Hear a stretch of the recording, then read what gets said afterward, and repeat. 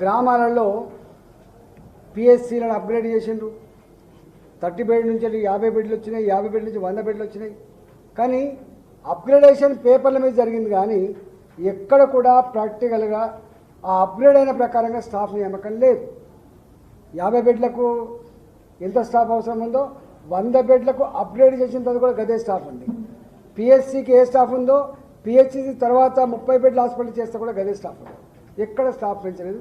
నేను కోరుతున్న గతంలో ఉన్న ప్రభుత్వం అప్గ్రేడ్ చేసిపోయింది, కానీ ఎక్కడ స్టాఫ్ అలొకేషన్ చక్కగా చేయలేదు. కాబట్టి మీరు తక్షణమే ఈ స్టాఫ్ అలొకేషన్ కోసం టెంపరీ బేస్ మీరు రిక్రూట్మెంట్ తర్వాత చేసుకోండి, కానీ టెంపరీ బేసిస్లో ఈ హాస్పిటల్ అన్నీ కూడా ఆ బెడ్లన్నీ అందుబాటులో వచ్చినట్టుగా ఆ కెపాసిటీ ప్రజలకు ఉపయోగపడేలా చేయాలని చెప్పి నేను కోరుతా ఉన్నాను. లేకపోతే ఇవాళ ఏ ప్రైవేట్ అన్ని కిటకిటలు ఆడుతూ ఉన్నాయి. ఇవాళ ఒక పేపర్ కూడా రాసిన అన్ని దవాఖానలన్నీ కూడా కిటకిటలు ఆడుతూ ఉన్నాయి.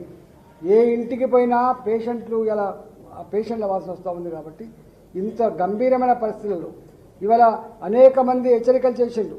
ఇంత కంటిన్యూస్గా వర్షాలు పడడం వల్ల చాలా రకాల సమస్యలు వచ్చే ఆస్కారం ఉందని చెప్తారు. బ్లీచింగ్ పౌడర్ లేదని చెప్తున్నారు, మినిమం శానిటేషన్ లేదు. ఇవాళ మిషన్ భగీరథలో వచ్చే నీళ్లు కూడా చక్కగా వస్తలేవని భయపడుతూ ఉన్నారు.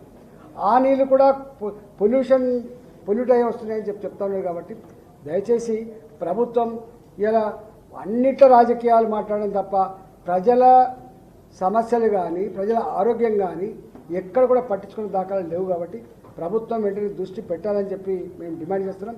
లేకపోతే అనేక రకాల సమస్యలు వచ్చే ఆస్కారం ఉందని చెప్పి ప్రభుత్వాన్ని హెచ్చరిక చేస్తాం.